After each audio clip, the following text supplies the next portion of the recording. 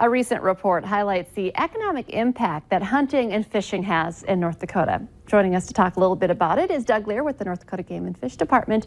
Thanks for coming in today. You're welcome. First off, who did this study? Yeah, this is done through NDSU in conjunction with North Dakota Game and Fish, where it's not just a one-time deal. It's been done in the past, and it's something that's done on a regular basis. I like it. So what are some of the highlights that came out of this? You know, when you look at the numbers, and sometimes numbers get us a little bit, kind of dizzy, so to speak. Right. But when you hear about the numbers of over $2 billion is the economic impact of hunting and fishing in North Dakota, and the direct impact of 974.4 million, the breakdown between residents and non-residents. I think when you take a step back and you look at the totality of this, is we start to realize that you can see 20,000 people gathered at a Bison football game. You can hear about 10,000 people at a concert at the leier Center. But what you don't always understand is all across North Dakota, there are people hunting and fishing, and they're not all gathered into one spot. They're all spread out.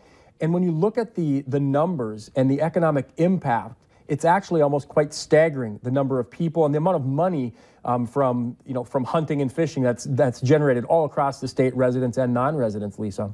So what does this tell you as far as what people should be considering when we're talking about hunting and fishing and priorities? And it tells you that on one hand, it's a recreational opportunity, it's a hobby, there's thousands of people that are doing it. On the other hand, it's real economics. It's real money being spent on rifles and shotguns, on campers, on traveling out to Minot and traveling out to the Badlands. And we realize that people are doing it, but we don't see it in terms of numbers of people, and we don't understand it until we take a step back and look at the totality of the expenditures. And then, so you've got the direct impacts and then the indirect. Again, sometimes that can get us a little bit confused, but when we look at the raw numbers, it is a huge economic impact to the state of North Dakota when it comes to people that are spending their time hunting, fishing. The recreational component is really big business when it comes down to it, Lisa. It really is. If somebody wants to take a full look at the study, can they find that somewhere? Yeah, it's really quite interesting when you do.